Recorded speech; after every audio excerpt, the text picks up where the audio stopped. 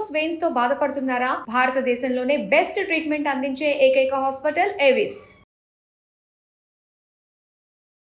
నమస్తే రమ్మగారు. నమస్తే జయ. ఏదైనా సరదా కథ ఒకటి చెప్పుకుందామండి. చందమామ కథ అనుకో. ఓకే. పూర్వం ఒక రాజుగారికి 3 కూతుళ్ళు ఉండేవాళ్ళు. ఆయనకి ఎంతో ప్రేమ పిల్లలంటే. వాళ్ళని ఎప్పుడు సంతోషంగా ఉంచుకోవాలి అనుకునేవాడు. కొంచెం 16-18 సంవత్సరాలు ఉన్నాయి పిల్లలకి. పెద్ద పిల్లలే, ఎదిగిన పిల్లలు. అయితే ఓసారి ఈయన యుద్ధానికి వెళ్ళాల్సి వచ్చిందట. అయితే ఈ పిల్లలు దిగులు పడతారేమోనని భావించి ఒక అమ్మాయిని వీళ్ళకి నియమించాడు. ఆ అమ్మాయి ఏంటంటే హాస్యగత్తి, స్టాండప్ కామెడీ లాంటిది చేస్తుందన్నమాట. ఆమెను పిలిచి ఏం చెప్పాడంటే, నేను ఊళ్ళో లేనన్నాళ్ళు నువ్వు రాజభవనంలో ఉండు, పిల్లల్ని సరదాగా సంతోషంగా ఉంచు, కథలు కబుర్లు చెప్పాలి, వాళ్ళ కాలక్షేపం చేయించాలి, నాన్న లేడు, నాన్న యుద్ధానికి వెళ్ళాడు ఏమవుతుందో లాంటి నెగిటివ్ భావాలు వాళ్ళకి రానివ్వకుండా చూసుకోమన్నాడు. సరే, ఇవి కొంచెం నడివయసే, ఒక 30 వయసు వచ్చింది. ఈ పిల్లలు చిన్నపిల్లలు కదా. సరే, వీళ్ళతో పాటు ఉండేది, ఏవో కబుర్లు చెప్పేది, ఆ పాత కథలు చెప్పేది, యుద్ధాలు అవి చేసేది, నువ్వు నేను యుద్ధం చేద్దాం, ఎవరు గెలుస్తారో చూద్దాం ఇలాంటి ఆటలు ఆడిచ్చేది, ఎంగేజ్ చేసేది అమ్మాయిల్ని. అయితే కానీ వాళ్ళు ఎంగేజ్ చేసేది కానీ ఆవిడికి బోరుగా ఉండేది. ఇక్కడ ఈ అమ్మాయిలు ఆ హాస్యగత్తని రంజింప చేయలేకపోయారు. అది మహాబోరుగా ఉండేది. ఏదో కాసేపు కబుర్లు చెప్పేది, తర్వాత ఆవిడ మాట్లాడడానికి మనుషులు లేనట్టుగా, ఏమీ పని లేనట్టుగా విసగటగా ఉండేది. సరే, ఏమైంది, పారిపోవాలనిపించేది. ఈ రాజభవనం జైల్లో ఉందని తోచేది. కాసేపు తోటలోకి వెళ్ళి ఒక పూట ఏం చేసింది, అలా తోటలోకి వెళ్ళింది తిరిగి రావడానికి. తిరిగి వెళ్తే వీళ్ళు భోజనాలు చేయకుండా పిల్లలు వెయిట్ చేశారు.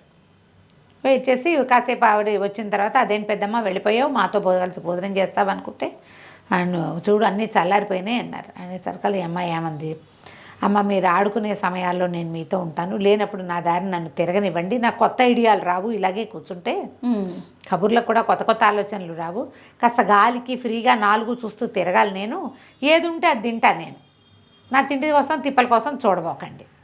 రాజభవన్ అంతా తిరిగి అటు ఇటు తిరిగి కాలి కొద్దీ తిరిగితే బ్రెయిన్ పదునుగా ఉంటుంది. ఇట్లా ఓ చోటే ఓ గదుల్లోనే కూర్చుని ఉంటే నా బుర్ర పని చేయదమ్మా అని చెప్పింది. సరే పెద్దమ్మ నీ ఇష్టం అన్నారు. బట్టలు అందరికీ చెప్పారు, ఇవి కథలు చెప్పే పెద్దమ్మ ఎంత దూరం తిరిగినా వదిలిపెట్టేయండి అని. సరే, ఒకరోజు ఏం చేసింది, ఒక 5-6 రోజులు ఇటు అటు ఇటు తిరిగి వచ్చేది. వీళ్ళ కబుర్లు కథలు చెప్పేది. వాళ్ళు మామూలుగా మేకప్లు వ్యవహారాలు అవన్నీ ఉంటాయి కదా, రాజకుమార్తెలకు స్నానాలు తయారవడాలు. అవునవును. ఆ సమయాల్లో ఈవిడ దారిని విడిపోయి బయటికి పోయి తిరిగి వస్తుండేది. సరే, ఒక పూట ఏమనుకుంది, పక్కన పెద్ద తోట రాజభవనాన్ని ఆనుకుంది, చాలా పెద్దది. తోటలో అంతా ముందే పువ్వులు కోసుకోవడానికి ఆడపిల్లలతో పాటు వెళ్ళేది. తోట అంతా తిరిగి చూద్దామని ఒకరోజు పొద్దున ఉదయకాలం ఫలహారం అయిపోయాక బయలుదేరింది తోటలోకి. అలా వెళ్ళి వెళ్ళి వెళ్ళి వెళ్ళి ఎక్కడికో వెళ్ళిపోయింది తోటలో చివరి దాకా వెళ్ళాక అక్కడ ఏదో ఒక చిన్న అంత రాయి లాంటిది ఉంటే ఆ రాతి మీద కాలేసరికల్లా రాయి ఇట్లా పక్కకి జరిగింది. అది ఒక మూలకుంది, అక్కడికి అసలు వెళ్ళకూడదు. ఏదో వెళ్ళింది యథాలాపంగా, అంతే. కాలు పెట్టేసరికి రాయి కదిలేసరికల్లా అడుగున మెట్లు కనపడుతుంది. ఆశ్చర్యపోయింది, ఏమిటి తోటలో నుంచి మెట్లు ఉన్నాయి, ఏమిటో చూద్దామని ఆ మెట్ల లోపలికి దిగలా నడుచుకుంటూ వెళ్తే అదొక పెద్ద భవనంలోకి దారి తీసింది. ఎంత పెద్ద భవనమో అది. ఏవో వంటల వాసనలు వస్తున్నాయి, వంట చేస్తున్న వాసన వస్తుంది. సరే, లోపలికి వెళ్ళేసరికల్లా ఎవరు పెద్దగా మనుషులు లేరు. సైనికులు వాళ్ళు కూడా ఉన్నట్టుగా, ఇంకా కాపలాదారులు వాళ్ళు కూడా లేరు, ఖాళీగా ఉంది ఇల్లు. మనుషులుండే ఇల్లే ప్రస్తుతం లేరు. లోపలికి అలా వెళ్ళగా ఒక వంట అయినా తనయుడు వాడే ఒక అతను వంట చేస్తున్నాడు. ఎక్కడి నుంచి ఊడిపడ్డావు అని అడిగాడు. ఏదో నా కర్మంజాలకు వచ్చాను లేవయ్యా, ఎవరిది ఇల్లు పెద్దయ్యా ఏమిటి కానీ కనుక్కుంది. మరి మా రాజకుమారులు 3 ఇందులో అద్దెకి దిగాం మేము. పిల్లలు 3 వేట ప్రాక్టీస్ కోసం వెళ్తారు, వాళ్ళు వచ్చేసరికి వంట చేసి పెడతాను రోజు. ఎంతో చక్కటి వాళ్ళు, ఎంతో మంచి పిల్లలు, యువకులు అన్నాడు. అన్నాక ఇవిడేమంది, ఇప్పుడే వస్తారా అంది. ఇంకా చాలా సమయం పడుతుందిలే అన్నాడు. అయితే సరే, కాస్త ఆకలిస్తుంది, నాకేమైనా పెట్టదు. ఎంత దూరమో నడిచింది కదా, మధ్యాహ్న భోజనం వేళ అయిపోయింది, అది ఏమైనా పెడదు అంది. సరే, అయితే ఏం చేశాడు, తను ఉండింది ఓ పెద్ద పళ్ళె నిండా చక్కగా అన్నం పప్పు కూర అన్నీ వడ్డించి కూర్చోబెట్టి అన్నం పెట్టాడు. కడుపు నిండా తినేసింది. అన్నం తిన్నాక తీపి తింటాం అలవాటు హాస్యగత్తికి. కాస్త తేనె ఉంటే పెడదు అంది. తేనె లేకేమి, అది అవతల గదిలో కొట్టు గదిలో ఉంటుంది, పద అక్కడికి వెళ్దామన్నాడు. ఒక పెద్ద జాడి, అది తేనె జాడి, అది నిండా ఉండేది ఇది వరకటి కాలంలో. ఇప్పుడు అడుక్కిపోయింది. తేనెకి ఆల్రెడీ చెప్పాము ఆర్డరు వస్తుంది, మరి ఉండు, ఓ స్టూల్ వేసుకుని కింద కొంగి తీస్తానని ఒక పొడుగాటి గరిట ఒకటి తీసుకుని ఒక స్టూల్ ఎక్కి ఆ తేనెజాడీలోకి వంగి గరిటతోటి ఇట్ట తీయబోయాడు. ఈ అమ్మాయి ఏం చేసింది, అలాగా కాళ్ళు ఎత్తేసరికల్లా తల్లకిందులుగా తేనెజాడీలో పడ్డాడు. ఏం చేసి పరిగెత్తుకుంటూ బయటికి వెళ్ళిపోయింది. ఏమెట్ల దారి వైపుకి తను చూసుకుందో ఆ వైపుకి వెళ్ళిపోయి ఆ రాయి యథాప్రకారం జరిపేసేసి రాజభవనంలోకి వెళ్ళింది. ఏం పెద్దమ్మా ఇంతసేపు చేసావు, అప్పటి నుంచి చూస్తున్నావు నీకోసం అంటే పక్కపక్క నవ్వుతూ ఏమైంది ఇక్కడ జరిగినవన్నీ ఈ కథలాగా చెప్పింది.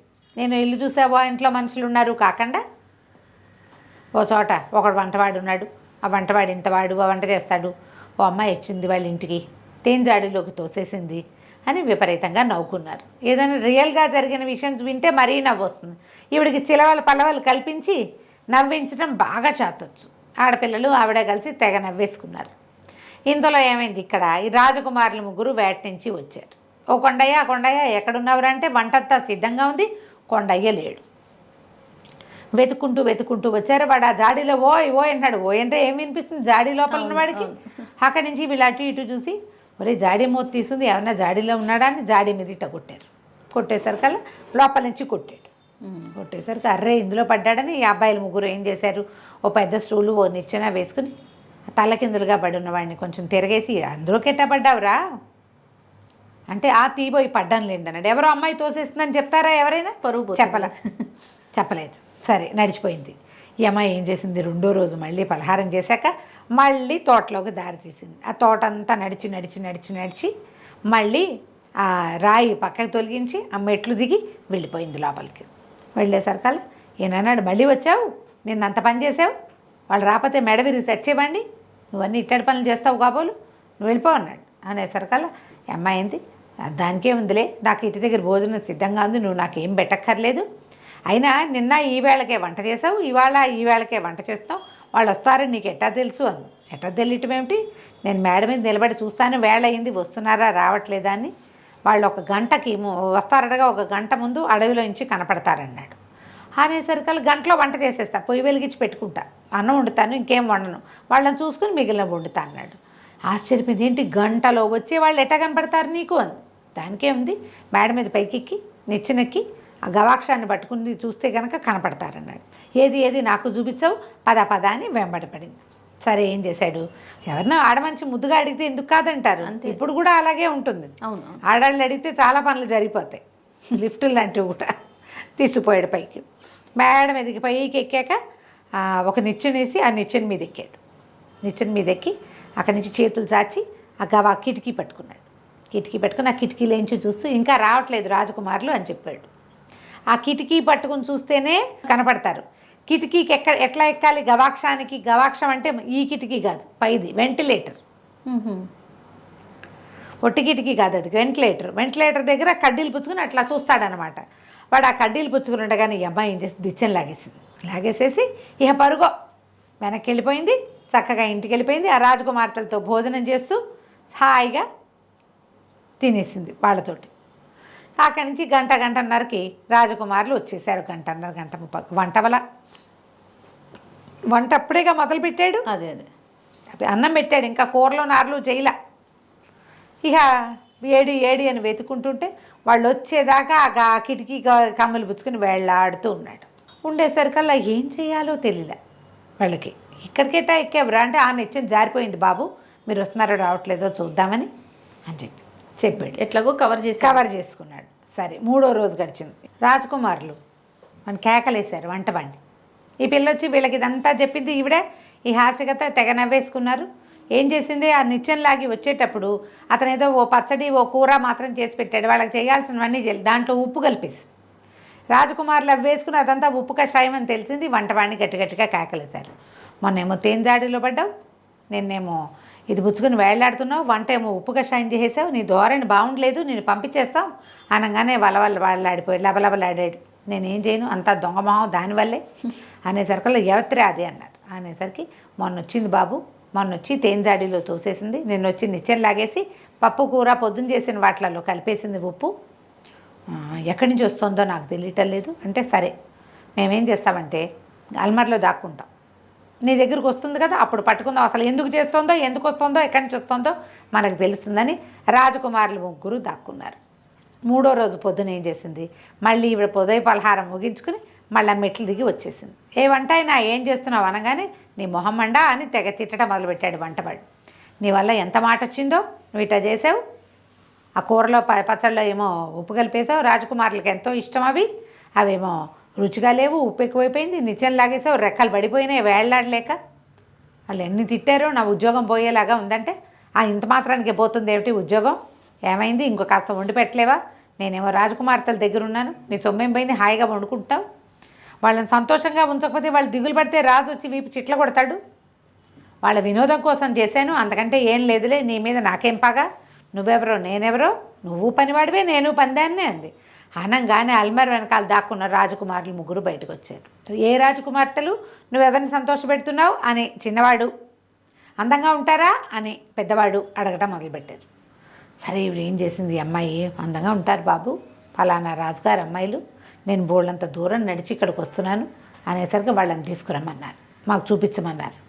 చూపించకపోతే ఇక్కడ కట్టేస్తారు, అందుకని సరే చూపిస్తానని ఒప్పుకుంది. సరే చూపిస్తే మనసం ఏం పోయింది, అందుకని ఏం చేసింది, పైకి వెళ్ళి రాజకుమార్తెలతో చెప్పింది. ఏమని, ఇక్కడ తోటలో ఎంత వెరైటీ ఉందో, అక్కడ వాళ్ళు ఎవరింటికో వెళ్దామంటే ఎందుకు వస్తారు వాళ్ళు, నువ్వు కూడా వెళ్ళడానికి వీల్లేదంటారు. ఈవిడికి ఆ ఇంటి మీద ఆసక్తిగా ఉంది, ఆ వంటవాడి మీద కూడా వెళ్ళాలని ఉంది. అందుకని ఏం చేసింది, తోటలో మహా బాగుంది, పలహారం ముగిచ్చి మనం తోటలోకి వెళ్దామని చెప్పి వీళ్ళని వెంబడి తీసుకొచ్చింది మర్నాడు. సరే ఆ తోటలో చివర అది తీసేశారు కల్లా, అబ్బో ఇదేదో వెరైటీగా ఉందే, ఏమిటి ఇక్కడ ఇలా ఉంది అని తనకు తెలియనట్టుగా సినిమా చూపించింది. లోపల మెట్లు కనపడుతుంటే పిల్లలకి మరీ ఉత్సాహంగా ఉంటుంది అలాంటివి, అదేమిటో చూద్దాం ఏమిటో చూద్దామని దిగారు. లోపల దిగితే బోళ్ళంత దూరం నడిస్తే అదేదో రాజభవనంలా కనపడింది. ఇదేంటి మన భవనంలాగానే ఇంకో భవనం ఉంది, భవనంలో ఎవరో ఉన్నారో చూద్దామని ముగ్గురు రాకుమార్తెల్ని లోపల తీసుకెళ్ళేసరికల్లా ఇంకేముంది, చక్కటి రాజకుమారులు అక్కడ కనపడ్డారు. ఈ ముగ్గురు అమ్మాయిలు లోపలికి వెళ్తే ఆ ముగ్గురు అబ్బాయిలు ఎదురొచ్చేసరికల్లా రాజకుమారులు వాళ్ళు అడిగారు, మమ్మల్ని పెళ్లి చేసుకుంటారా అని అడిగేసరికల్లా భయం వేసింది వాళ్ళకి. వాళ్ళ నాన్న ఊళ్ళో లేడు, ఇదేమిటి ఇక్కడ ఎక్కడికో తీసుకొచ్చావు, ఈయన ఏదో అడుగుతున్నారు, వీళ్ళు ఏవో అడుగుతున్నారు, మా నాన్న లేకుండా మేము ఇట్టా మాట్లాడొచ్చునా అని అమ్మాయి అడిగింది. పెద్దమ్మాయి అడిగితే చేసుకోవచ్చారా, రాజకుమార్తెలు ఎవరికి కావాల్సిన వాళ్ళని పెళ్లి చేసుకోవచ్చు, మీకు ఆ స్వతంత్రం ఉంది, వీళ్ళు ఏదో రోడ్డు మీద తిరిగేవాళ్ళు కాదు, ఇంత పెద్ద భవనం, ముగ్గురు రాజకుమారులే ఉన్నారు, మనుషులు చూడడానికి బాగున్నారు, ఇల్లు వాకిళ్ళు అన్నీ ఉన్నాయి, మనకు కూడా కావాల్సింది అదే కదా, మీకు అబ్బాయిలు లేరు, మంచి వాళ్ళతో పెళ్ళిళ్ళు అంతే కదా అని ఒప్పించేసింది. సరే వీళ్ళ ఇల్లు వాకిలి, వీళ్ళ నాన్న ఎవరు, అవన్నీ వివరాలు కనుక్కొని బాబు మళ్ళీ వస్తాను ముగ్గురు అమ్మాయిలని తీసుకెళ్ళిపోయారు. ఈ కొద్ది రోజులు గడిచేసరికి రాజుగారు యుద్ధం నుంచి తిరిగి వచ్చేసాడు. ఇంతకీ వీళ్ళ నాన్న వాళ్ళ నాన్న ఇద్దరు కలిసే యుద్ధం చేశారు, అక్కడ ఎదురు బదురు కాదు, పక్కన ఉన్నారు. ఫలానా వాళ్ళ అబ్బాయిలు అనగానే ఆయన ఒప్పుకొని చక్కగా ముగ్గురు అమ్మాయిలకి పెళ్లి చేసి ఆ వంటవాడికి హాస్యగత్తెనిచ్చి పెళ్లి చేశారు. పెద్ద వయసు వాళ్ళు కదా, పెళ్ళిళ్ళు చేసుకుని అమ్మాయిలతో పాటే ఉంటామని వాళ్ళు కూడా పెళ్లి చేసుకున్నారు. కథ కంచికి మనం ఇంటికి. నమస్తే. నమస్తే. సుమన్ టీవీలో మీ పర్సనల్ అండ్ బిజినెస్ ప్రమోషన్స్ కోసం కింది నెంబర్కి కాంటాక్ట్ చేయండి.